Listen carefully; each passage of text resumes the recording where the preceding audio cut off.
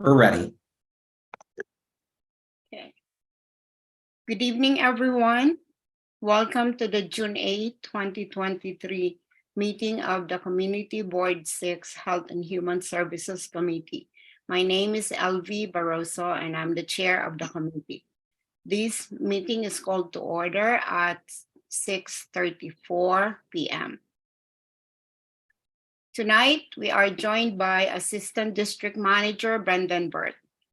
As a reminder, New York State law now requires all community board members to have their cameras on and their first and last names displayed from the time the meeting is called to order until the time the meeting is adjourned.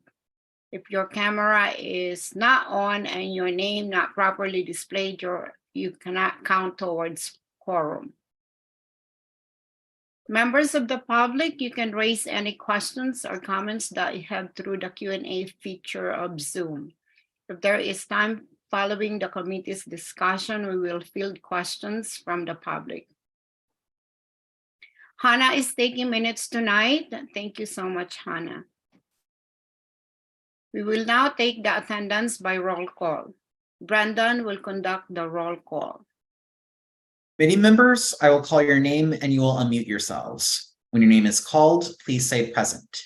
I will announce if there is quorum. Marty Barrett. Present. LV Barroso. Present. Jason Fromowitz. Present. Sandra Leftoff. Present. Raj Nayar. Present.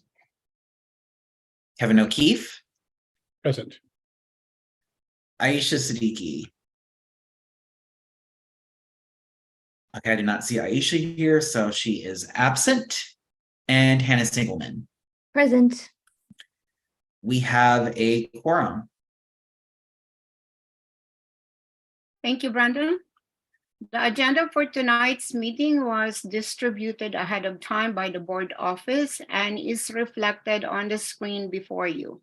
If there is no objection, we will adopt the agenda. Members of the committee, if you object to adopting the agenda, you may raise your hand through Zoom.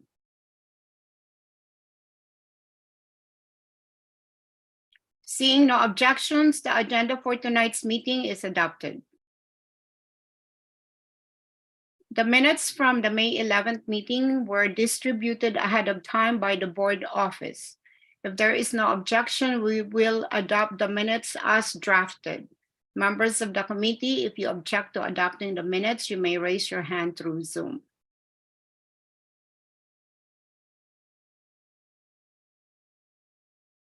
Seeing no objections, the minutes from the May 11th meeting are adopted. They will soon be available on the CB6 website. In order to conduct an efficient meeting, let's observe a few ground rules. No one may speak until granted the floor. Committee members, if you have a question about committee business or wish to make a motion, please raise your hand through Zoom. The chat function should not be used for minute business or questions about agenda topics. All such remarks should be made on a record by raising your hand through Zoom. Chat should only be used to alert us to any technical difficulties you are having or to state in writing information that was already stated aloud on the record during the meeting. When a committee member is given the floor to speak, I will identify you and you can unmute yourself so that you can speak. Committee members are required by the state open meetings law to have their Zoom cameras on and your first and last name displayed during tonight's entire meeting, from the call to order to adjournment. If you must step away from your computer briefly, you are required to leave your camera on. The order of the adopted agenda follows. First one is the presentation of a resolution on making automated external defibrillators available at subway station. So it was Kevin and Marty that drafted these presos. So Kevin, I give you the floor. Thank you, LV. And yes, and also Jason did research on this as well, and I appreciate that. A couple of things. Brendan, did you get my note about SBS stops, whether they exist on 42nd Street and Mitchell Place routes? Yes, I did get that note. Those select bus service stops do exist. So I added those into the resolve clause. Okay, and they don't exist because they're on the, let's say the M15, they exist because they're on that crosstown route? No, they do exist, but yeah, they're on the M15, like 42nd okay. Street, Mitchell Place / Okay, 50th so Street. I guess let me give a broad overview first for everybody. We started this resolution talking about subway stops within obviously the community district. There are not many. And then we talked about when we were drafting this about transit. There are no outdoor programs, AED programs in the community district, nor does transit in any way have any mandatory programs for AEDs. Schools do. If you're in a state building, they do, and there's they have to be 6 parks in each borough, no parks in our borough. So it hit us that we should consider not just subways, but the select bus service stops, of which we have many. So I was questioning, because Mitchell Place and 50th Street, that's a stop on the M15, which I think is already reflected in the reso. So I don't know if we have to mention it again. If there are crosstown SBS stops, which I don't think there are, on those 2 routes, the Mitchell Place and also 42nd Street, then I don't think we need to have them in the reso. And then the only thing that we could also consider, there could be a whereas that says there are no mandatory outdoor AED programs in Community District 6. Don't think it will. I mean, it's a nice fact to have. I think we still get our point across with or without, but certainly I am willing to bake that in if we need to. Let me just give you also, and LV knows I had to do a couple steps on this today, just making sure we're okay with the city. I was inspired, as I'm wear another hat, and that says the founder and executive director of the St. Martin Park Conservancy. Our mission is to not only improve the park, but improve the surrounding community. One of our board members, Charlie Banks, just recently took a CPR course program, and he was really inspired by this, as well as was our full board. So we have stepped forward. We have the funds. I've got a pretty good idea, talking to Marty and doing some other research. We can fund a kiosk, if you will, an AED for a you call it a seed program or a pilot stop to get this going. So we can do that on an M15 route at or near the stop on 34th Street on First Avenue, or 2nd Avenue, 34th Street stop. And just a factoid, if you read the reso, the M15 is the busiest bus route in the United States. One of the reasons being is the subways are not on that side of town, so people really do depend on the bus service. And I did just want you to point out, even though we're funding this, I did have a conversation with Conflict of Interest Board. I want to make sure there was nothing, since I am sort of wearing 2 hats on this. They said no problem whatsoever. We read the reso together, so we're good to go. Yes. Thank you. Thank you so much, Kevin. Thank you, Marty, and thank you, Jason. So, Brandon, do we have to vote, or we just have to pass? No, I'm the one who's forgetting to unmute. At this point, it's open for the committee to discuss, until such point that a motion is made and seconded on the resolution. So yeah, it's open for discussion currently. And I just want to point out one more thing, because this is very timely, and I know LB knows this as well. Yesterday, Senator Schumer and also City Council member Krishnan, who happens to be the chair of the Parks Committee. They published an op-ed calling for the need for more publicly accessible AEDs in Yeah. the city and the state. So clearly this is a movement that goes beyond this community district, but I think it's wonderful.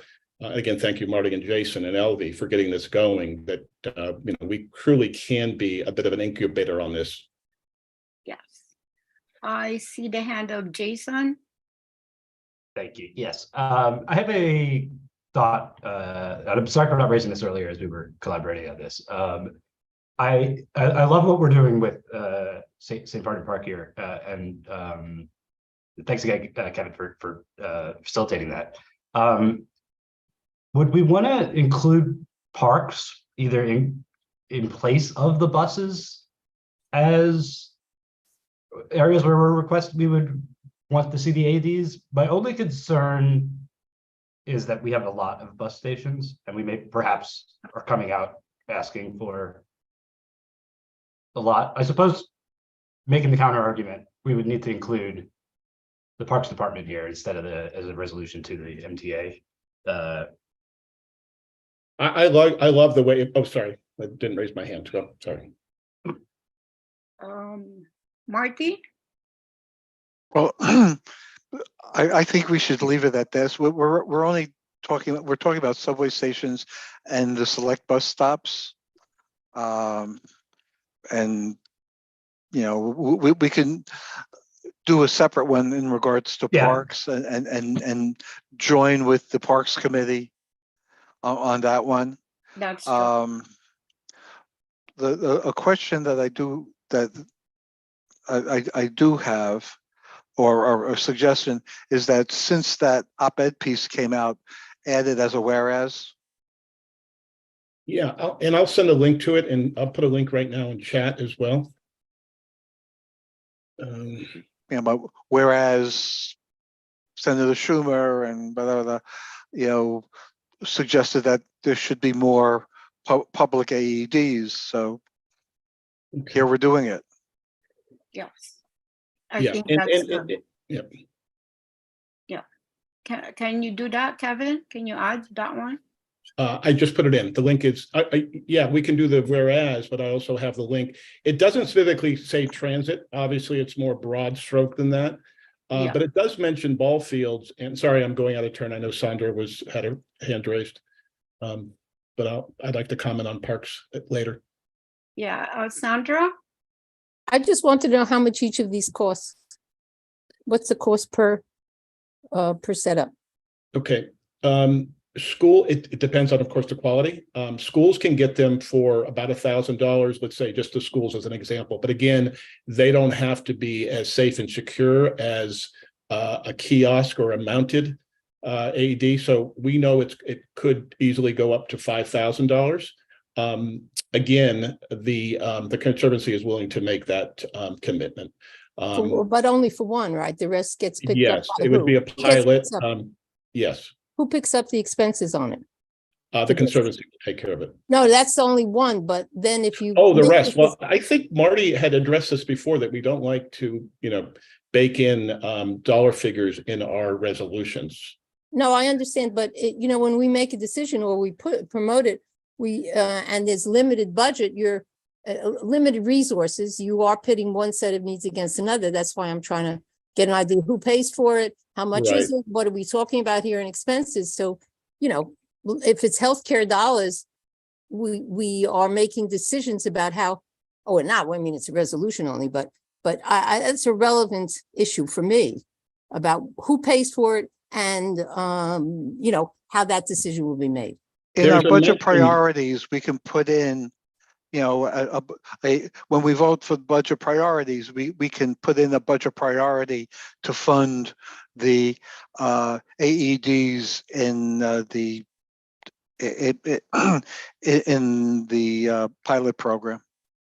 Right. It's just that the list started growing. And the city council, this is something the city council people would love to do because it's relatively inexpensive. The entire group that we're talking about is maybe $60,000 or $60,000 to $80,000.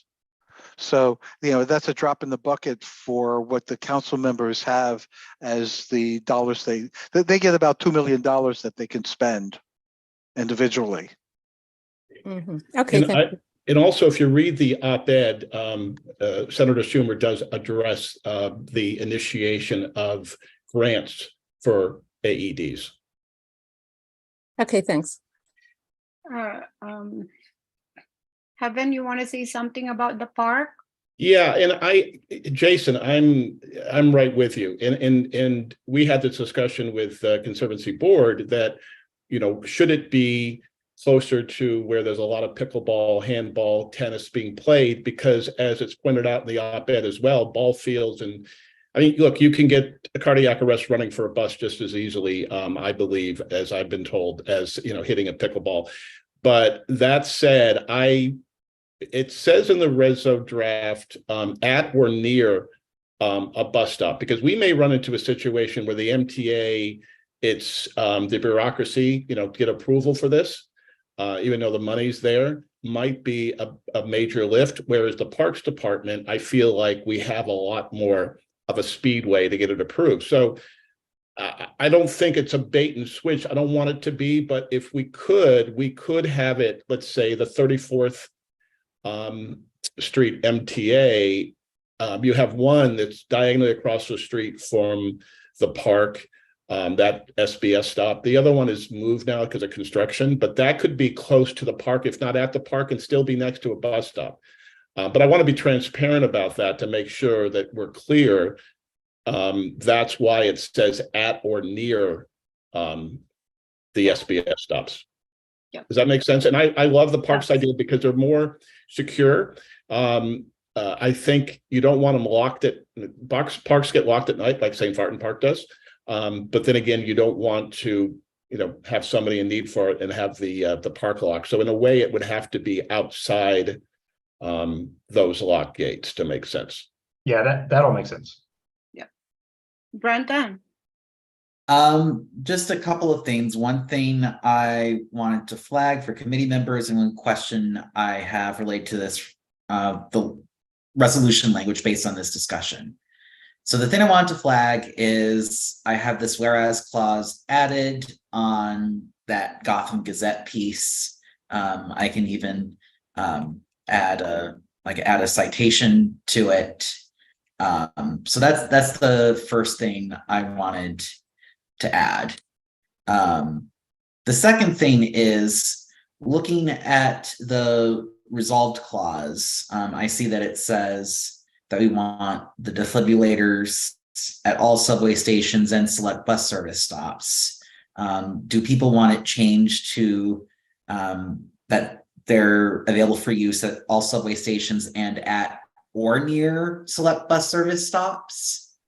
Did that language change? It did say in one rendition it was at or near. Did that language get dropped on the bus stops? I know I had it in there, at or near. Let's see.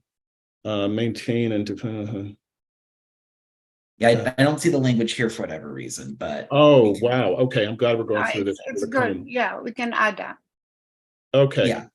Can you go up a little bit? I thought we had, unless it was just dropped along the way, which sometimes happens. Oh, here it is. It's actually in the whereas with the Conservancy. It says Yeah, at it or says near, at or, but you're saying make it blanket, which makes sense. Yeah, especially in the resolved clause, since that's where the action is happening. Yeah. That's good. That's good. And again, I do think that the SB, we're saying the First Avenue and Second Avenue, is the M15's First and Second Avenue. I don't think we need to put, again, 42nd Street. That's just a stop on the M15, just like 34th Street or 23rd Street. I don't think we need to have 42nd Street again, or 50th Street / Mitchell Place and 57th Street in this. They're not SBS stops. They are, but they're already covered again. I know I'm being redundant here. Does that make sense? Yes, that's good. Okay, Brandon, so do we have to vote or somebody has to a motion? Kenny, you Um, meant to say they're SBS stops, but not SBS lines? Is that right? Yeah, what I'm saying is the M15 has SBS stops. Mitchell Place just happens to be one. Yeah. We already say M15. We don't have to say Mitchell Place because if you go crosstown, there's no SBS crosstown service. So you don't, I think it leaves the impression that 42nd Street has SBS stops in our community district. I checked the map and it appears definitely no Stop. SBS stops across town. So there's no reason to put Mitchell Place when we didn't put all the other M15 stops, like 23rd Street, 34th Street, you name it, 42nd Street. Yeah, It just doesn't make, to me, it doesn't make sense. I see the hand of Raj. Raj? Yeah, I just wanted to ask, the or near part, practically speaking, where would that be? Because I can understand when you say at the SBS stop, because that's obviously directly, located at the site itself. When they say near, is that I just think like, will that mean that they're going to have maybe potentially an area or maybe a pole or something like that that's going to house this, that's going to be close enough? That's the only reason why I was just thinking from a practical purpose. If we just say at the SBS, it's pretty certain where it's going to be located. But if the MTA, it could be a situation where 34th Street stop on 2nd Avenue is actually closer to 31st Street because of the construction happening between 33rd and 34th. Mhm. So, you almost want to have it at 34th, knowing that it's eventually, that stop's going to return to that location. That's just one example. The park is another example. If you're across the street from a park or diagonal from a park, maybe you just want to have it outside the park. You have two traffic areas, the pedestrian, the visitors of the park and the visitors of the bus stop. I think it gives us leeway, and I think we all know too, the MTA could be a lot harder lift than trying to get somebody like Department of Transportation to agree that a sidewalk. Yeah, no, I can agree I think the flexibility is key. And the fact is, you're right. We move bus stops whenever there's construction. I've seen it on 3rd Avenue, right? Between when it was on 34th Street, then it's on 33rd Street, and one time it's on 31st Street. So you're right. I was just thinking out loud, like, well, what could that be? But if we want the flexibility, I have no issue then with the or near part. I have a question for Brandon. Brandon, so let's say this is passed and approved. Are they gonna consult us before they install? So the way it would work is we send the resolution to MTA. MTA hopefully will get back to us on whether they are good with this or not. And if not, why not? And if so, what the details are. At least that was my experience with a recent resolution that we sent to MTA. And we don't send resolutions to MTA that often. So I'm just going off of our recent experience, MTA, on a resolution we sent to them on the M57. Okay. Jason, Kevin, you want to say? Yeah, a couple things. We can have, this is the Conservancy, we can have a side conversation. We have a meeting next Tuesday with the Parks Department on a number of issues. We can talk to them about sort of being in the bullpen if we need them, if for some reason the MTA stalls on this, or, just to see if they would be willing to. We certainly would not move it forward, just to get what their feeling is. And if they say, hey, go for it, you can put it here, at least we have a place. And if we feel like time is running out, like, months go on and the MTA doesn't say anything, we could make the decision to go there. The other point, if you can scroll up in the reso, there was, Brendan, I think you had characterized the op-ed with the words, what was it? Here we go. Better access. Really, I think their major point there was better, more public access. I guess it's sort of the same thing, but I think they're purposely, we're saying obviously public access, and that's why this is key. This is, look, Yeah. schools have them, but schools are closed during the summer. So if you're gonna, you're not gonna run into the school and get one. Your state buildings, you have to go through security to get in wherever their AED is. I think this is really key because we're outdoors here, so that's publicly accessible. I think that's their point. That's why they mentioned ball fields, for example.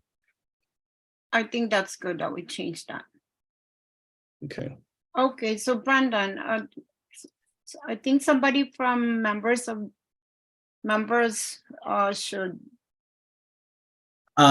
Before then, I actually had a question myself. I had my hand raised.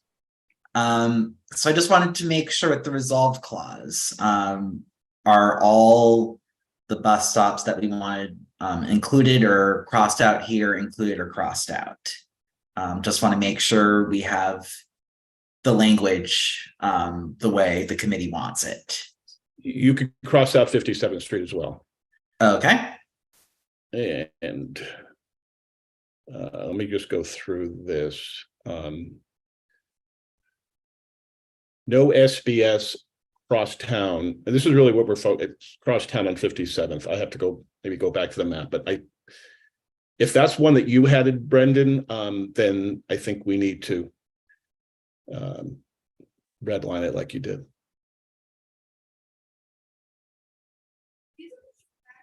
Okay. Christina? Why did you remove 57th Street? There's a, Sorry, was that added because you were talking about a crosstown? If we're talking about, let me look at the map these again. are you're indicating all the specific SBS 14th, 23rd, 20th. Okay, sorry. 20th is not a SBS stop. Yeah, this is different. I've got, by the way, I have two resos on the screen. I'm looking between both. Yes, I see what happened here. They were added. Oh, I see. Actually, 42nd and they Mitchell were Place added at as to each 57th. individual stop. Yeah, those are the stops. Oh my gosh. Okay, now I see the difference. Unless you eliminate all of them and say all the SBS stops. That's how it was originally, but I see what you're doing, and I didn't mean to cloud the process here. If you're saying each stop, let's go for it. Yeah, and so you can unredline, I guess, 42nd, 50th. I apologize for that. But why is 20th on there? That might be wrong. What's 20th? Is that something? What? Yeah, 23rd Street. Well, that's already 23rd/25th. Right. Right, 23rd is And why not can't an we just call it SBS. 23rd? Sorry to get in the weeds here, but isn't it? I've always known it as 23rd. What's 25th? 23rd is southbound, 25th is Oh, northbound. right. It's that stop. Right, Yeah. right. But I got off there today and got on there today. But it'll But probably be 20th, moved at some point to closer to 20th 20th. doesn't exist. 20th is a regular 15. Okay. Yeah. All right. Let's unredline if you don't mind. Okay, I so would suggest Brandon, and cross out 50. Cross out 20th. Just a question about 20th. Are we crossing that out even though it's a stop for the M23 SBS? Sorry to go in the weeds here. No, Just I wanted mean, Brendan, I clearly, I think you did your Oh. job here, and I apologize, but if you're talking about, if you went through there just because your mind, this district inside out, if you're saying you've hit every SBS stop and 20th is one, then I trust that your Okay. knowledge is more updated than any map that I saw.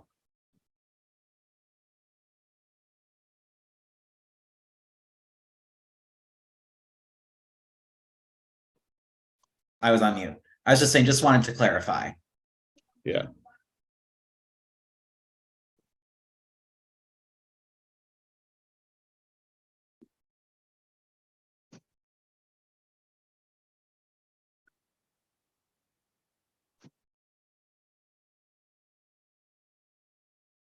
okay, Brandon, what's our next step? Well, that's up to the committee. It depends on whether the committee is happy with the resolution as is and wants to make any motions, or if there is anything else the committee wants changed to the resolution. Committee members can speak up on that as well still. It's really up to the committee. Marty, I move we adopt the resolution. I second the motion. Can I do that? Or? it A should be- member of the committee needs to second. Members. Okay, Kevin. Seconded. Okay. I'll second it. Okay, so Okay, when I good. call your name, please say whether you are in favor, opposed, abstain, or abstain for cause. Marty Barrett, 4, Elvie Barroso, Yes, Jason Franowitz, In favor. Sandra Leftoff, In favor. Raj Nayar, In favor. Kevin O'Keefe, In favor. Hannah Singleman. In favor. Okay, the resolution unanimously passed. Oh, I see Aisha is here. Aisha Siddiqui. I'm in favor. Sorry, I was late. No worries, I will mark you as present. The resolution unanimously passes with 8 in favor. good. All right, so let's move on to the second agenda, which is also a resolution that was drafted by Jason. So Jason, I give you the floor. Thank you. So this is in a similar, this was inspired by original discussion on AEDs. I basically laid out the importance of Narcan in preventing overdose, opioid overdoses, some stats on the amount of overdoses that have been seen and that are seen as potentially preventable, and propose that the MTA should install or provide Narcan to station agents in subways and in subway stops stored in the station with the station agents, and on buses, on SBS buses within the district, as well as providing training to station agents and bus operators in the use of the Narcan, and educating the public on the fact that they can go to these individuals in the event that it was needed while in the transit system. One thing to hear, I think that the language I had before the resolved, it was that it would be on the buses with the bus operators as opposed to at the stops. Whereas I copied and then I suspect Brendan updated based on the other reso, which is talking on the at the stop level for where the Narcan would be. I'm open to the discussion and or reconsideration on if we think it makes more sense for it to be on the bus or at the station.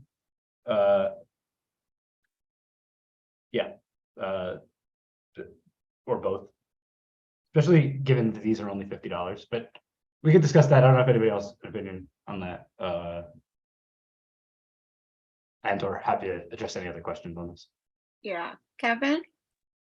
Yeah, I was going to suggest on that price point too, that unlike the AEDs, you could justify having them inside the vehicles.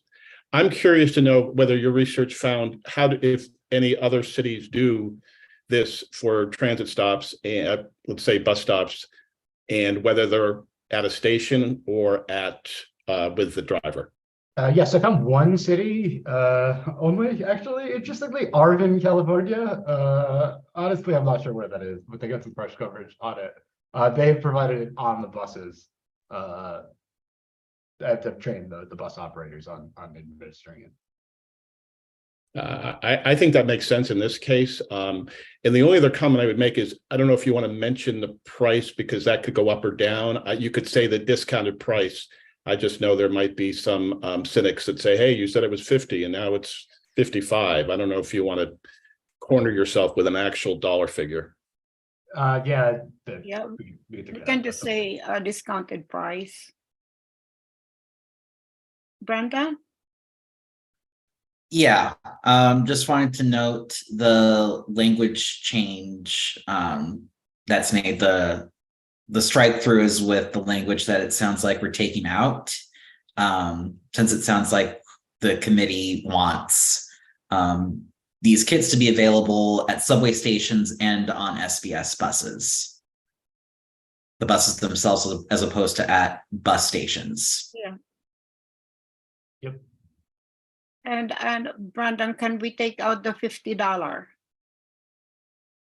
And just say for a discounted price?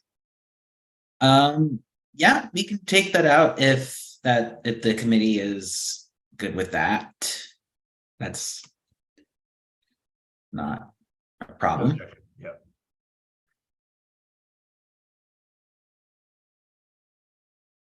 Any question from the rest of the members?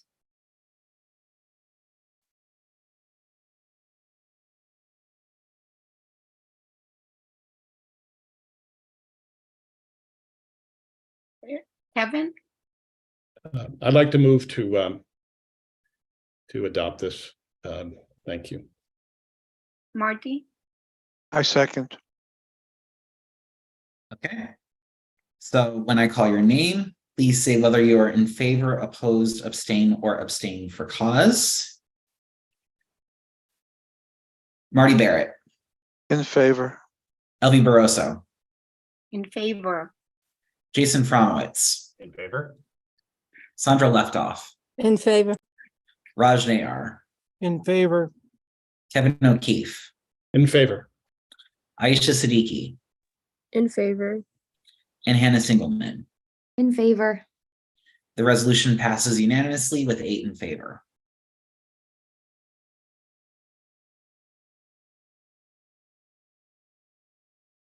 So moving on, we're going to my report. So this morning at 10 a.m., I went to attend the grand opening of the Behavioral Health Center in New York City. I took some pictures and I created a short slide presentation to share with you. Brendan, can you please share the slides?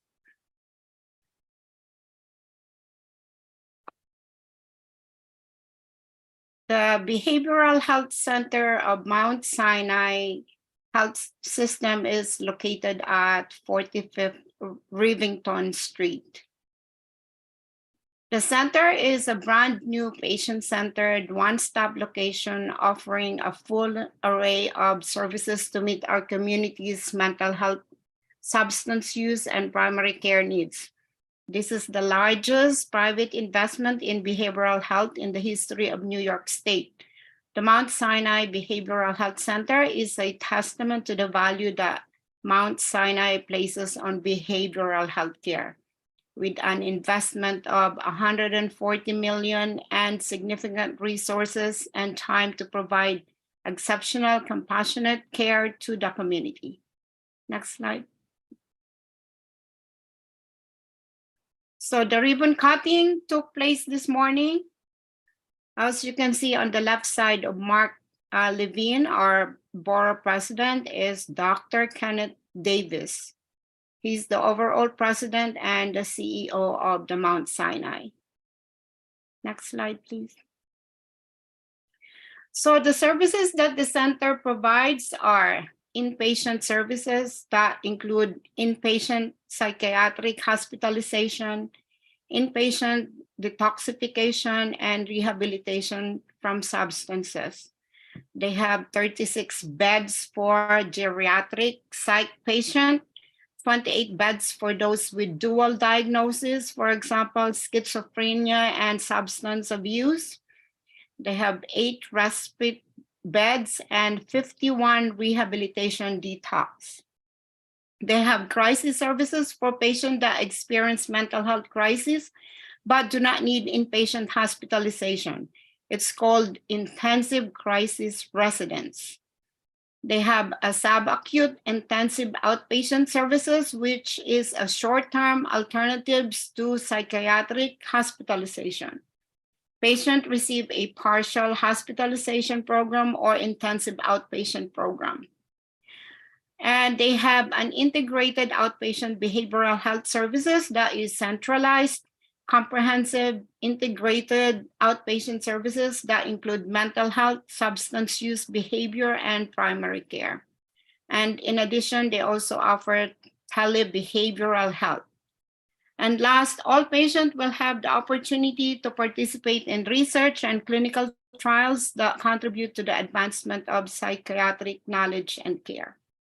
Next slide. So the facility has an outdoor courtyard with tall ceilings, with abundant natural light and artwork designed to create a sense of peace and calm. Next slide, please. That is where the patient will be registered. They have a welcome rooms, recovery areas, and therapy spaces to facilitate dignity and wellness for patients. Next slide. That's the outpatient room.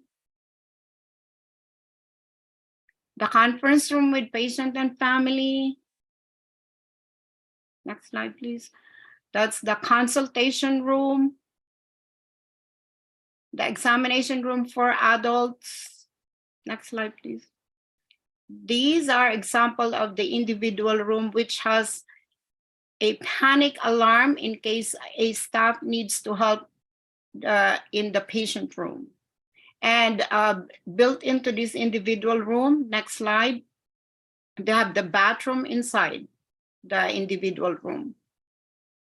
It's beautiful. And they also have this respite room and the examination room for peds. It's separate from the adults because the peds are only for outpatient basis. Next slide. That's an example of the staff conference room. The nurses station. Next slide, please. That's an example of the nurses station, and across the nurse station, next slide, is the staff dining room, which is a soundproof room. So my overall impression of this center, it's a beautiful state-of-the-art integrated center. So I just want to share with you what I saw this morning. And that's all for my report. So now we're going to go to the old and new business. Can I ask a question real quick? Just out of curiosity, is it all inpatient or combination of inpatient outpatient? It's an inpatient and outpatient, just like what I described in the services. Cool. Thank you. Sorry, I must have missed that.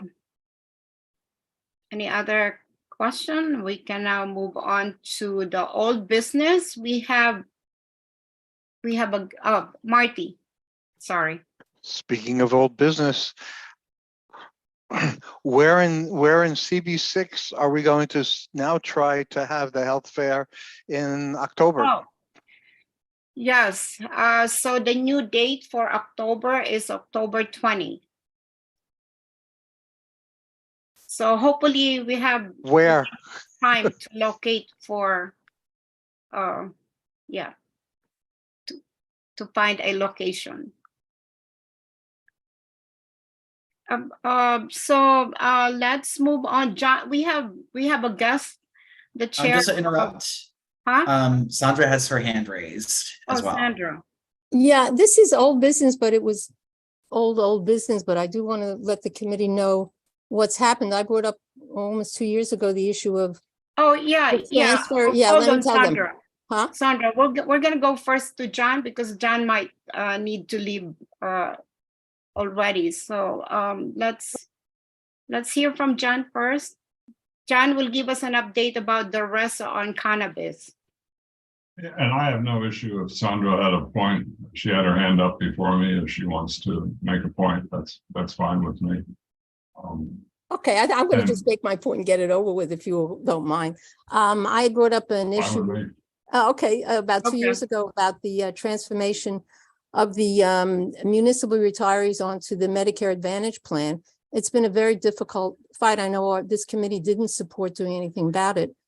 And it's been very difficult. It's more than 250,000 retirees who are facing being put on, private Good. Medicare Advantage. But what happened today, which is why I want to bring it up, is Brad Landers has refused to sign the contract, and he's bringing up all of the issues about what's problematic about Medicare Advantage in the private sector insurance. So if you folks, A, are interested, and B, get a chance to read the articles, do it. It's a really significant issue about protecting the retirees. And if you have any questions, I'd be happy to answer it. Can you share with us do you have the issue? Do you have it? Why he wouldn't, his position was that Medicare Advantages cause a lot of upheaval. The data comes out that they're a for-profit organization. They have, you have to get pre-approval. They deny people treatment. And they're really seen as problematic in healthcare. It's handing over really our rights to a decent medical coverage into the private sector. And so a lot of studies have come out making that point very clearly, including Biden's really going after these folks, as they should. And so finally, we've had somebody in city government willing to take a stand. Nobody has been willing. City council has just backed off. They're sitting on their hands. So I have a lot of respect for what Brad Lander has, a position he's taken when nobody else will do it. And, that's the problem. It's second-class care. It's seen as second-class care. The mayor really has, in a sense, bullied us into accepting it. As we call it, he picked the nuclear option, which is to cut us off of all, any other option except that.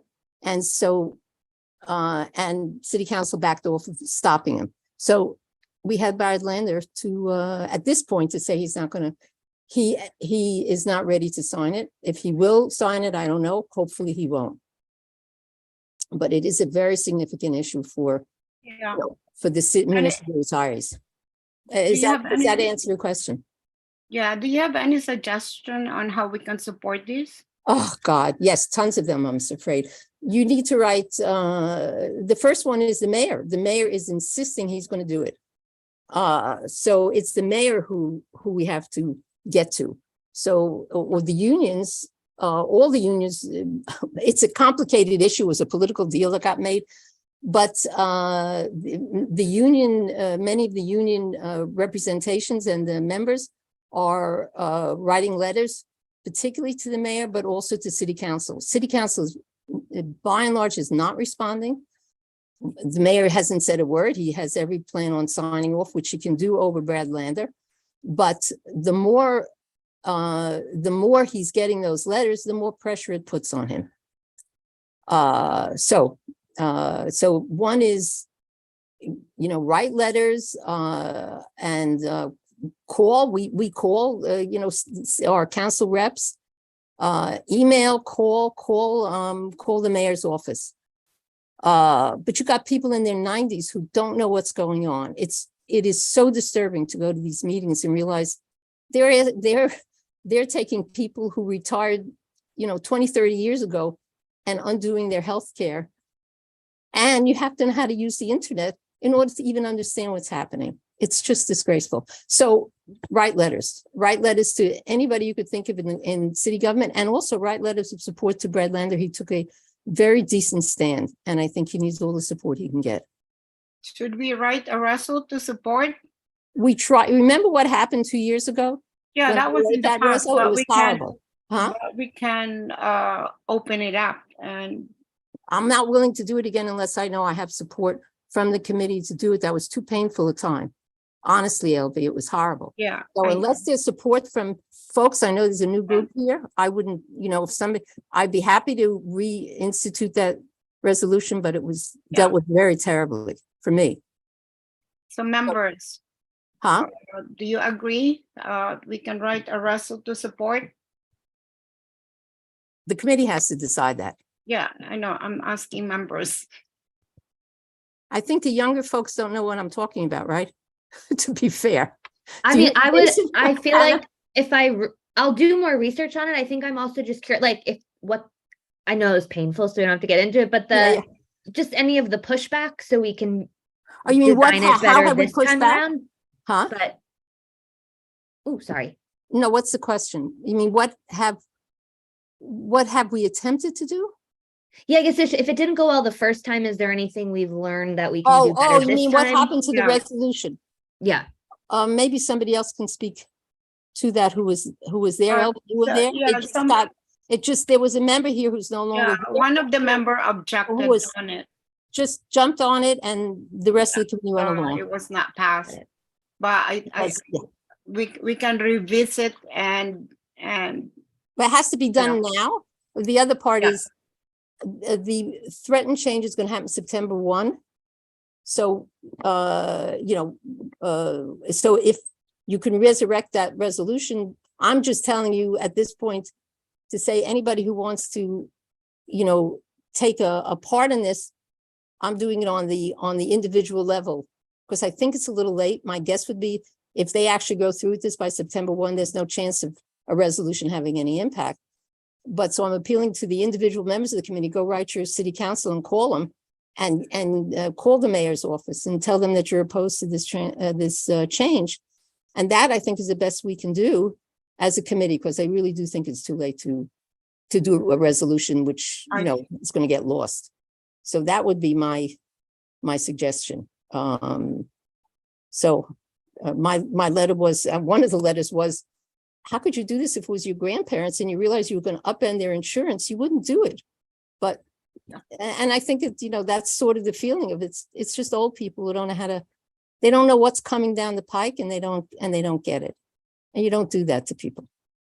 And so I would suggest you write letters to city government, to various people in city government.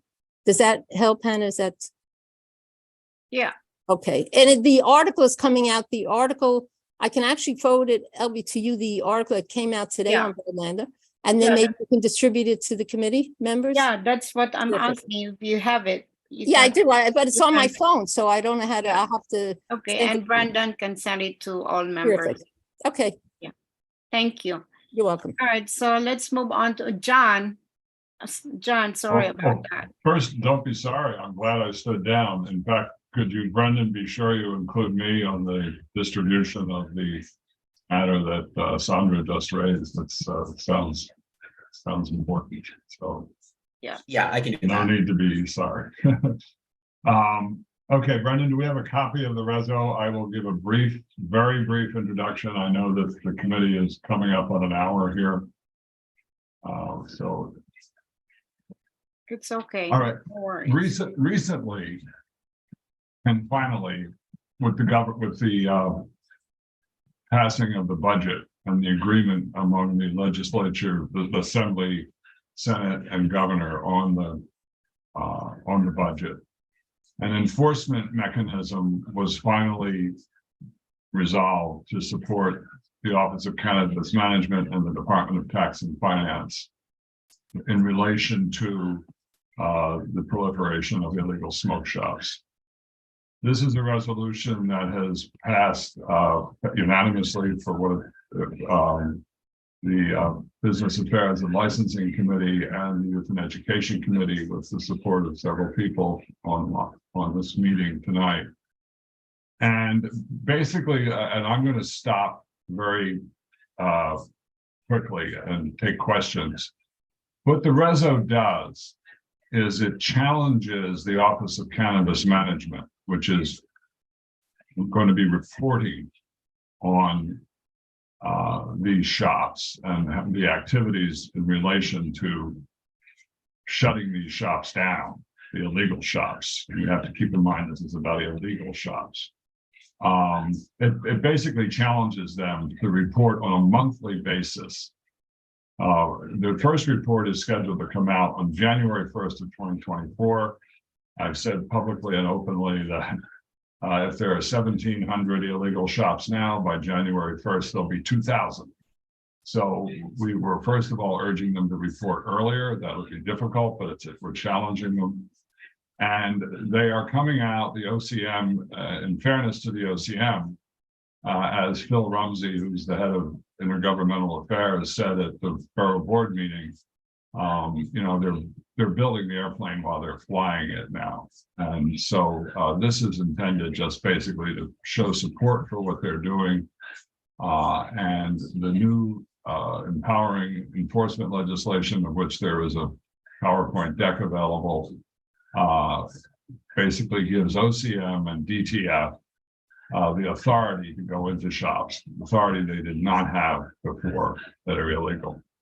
And I'm going to stop there because the people who've been involved with this, and I'd like to thank everyone who's been involved with this, are very familiar with how complex this has become. So I'm just going to stop and take questions. And I'm here to ask this committee to join Business Affairs and Licensing and Youth and Education so we can go with the support of 3 committees to the full board next week with this resolution. I yield back to the chair. Kevin?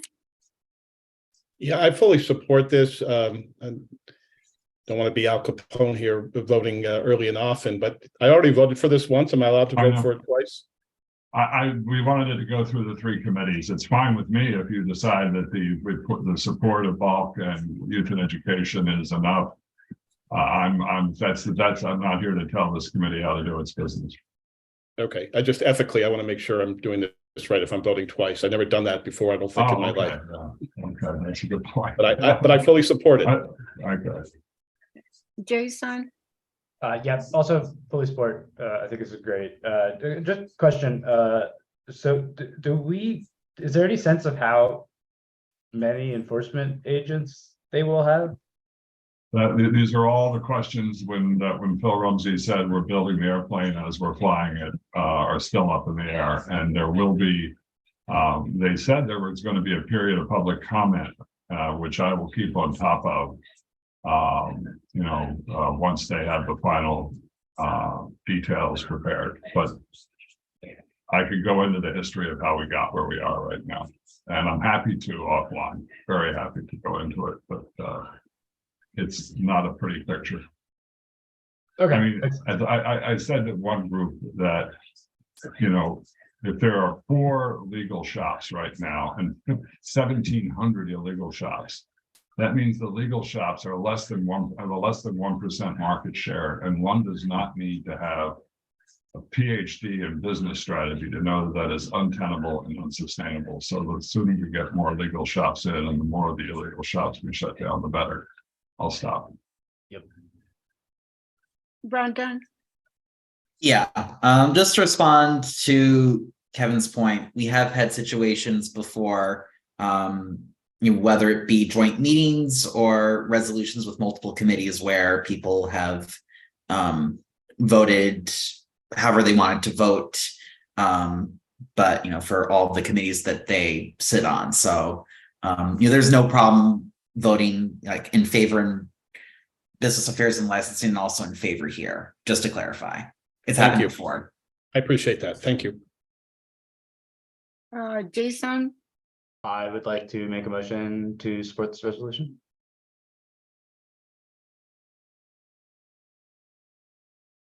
Kevin? I will second that motion. Okay. All right, thank you so much, John. When I call your name, please say whether you're in favor, oppose, abstain, or abstain for cause. Marty Barrett. In favor. Elvie Barroso. In favor. Jason Franowitz. In favor. Sandra Leftoff. In favor. Raj Nayar. In favor? Kevin O'Keefe, In favor. Aisha Siddiqui. In favor, but can I vote twice? I voted in youth and education. Yeah, that's fine. That's not Okay, an cool. issue. It's happened before. Okay. And Hannah Singleman. In favor. Okay, with 8 in favor, the resolution unanimously passes this You. committee. Thank you. Okay, so we have one last thing. We have a new business. So we are also drafting a reso on the events that just happened 2 days ago, which is about the poor air quality. And Jason has drafted already a reso. Jason, you wanna share the reso? Yeah, thanks, Brendan. Yeah, so I was pretty upset by the lack of initial reaction from the city as a whole, but I guess the New York City Department of Health, and I guess just the general New York City government in relation to the poor air quality situation. There was, in my opinion, very little public messaging, and there didn't really seem to be much of a, if any, plan to respond to such a situation. And so I initially drafted this. Some of the things that I put in here are no longer have happened since I drafted this, namely the distribution of N95 masks, which I proposed here, which is good, but frankly, seemed like it was sort of suddenly put together as opposed to like a proper plan. My main suggestion here was make the case for some suggestions as to what should be done in preparation for such events, and to ask the New York City Department of Health to establish a plan to address these types of emergencies, I think is the right word. Yeah. In the future. I don't think we want to vote on this tonight, though, in that I was originally proposing that we would do so, but Brendan correctly pointed out that it's a bit of an evolving situation in that the N95s were distributed today. I think a combination of we should see how it plays out, and I would also open it for discussion to the committee, I think, if you're supportive of anything else we would right now want to add as recommendations, and or perhaps revisit as we get back to this in or as the situation, the current situation is completed, hopefully soon. Brandon. Yeah, just a couple of notes I wanted to make. Today, at least, N95 masks were distributed at a number of places, including at Grand Central. But I don't know if they'll even be distributed tomorrow, even though I'm hearing in the forecast that while it won't be as bad tomorrow, that the air quality will still be poor. So that's just one note I'll make on that. The other thing I'll say is the board office has been starting to put together a list of questions that we have about the city's and the state's response to this situation. If you all want to know the questions that we have, or add your own questions, I'm happy to share. Marty. I move that we table it to the next committee meeting.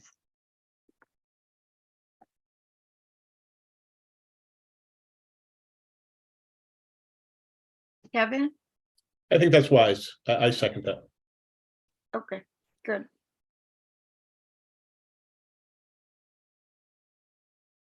Okay, any other new business?